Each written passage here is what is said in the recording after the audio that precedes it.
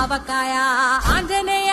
కథ మొదలెట్టినాడు చూడారయ్యా శక్తినంతా చూడగట్టి చెట్టు దులిపినాడు అంజయ్య ఎర్ర ఛాయ కోతి అవతార వెంటమాయ కత్తి సేత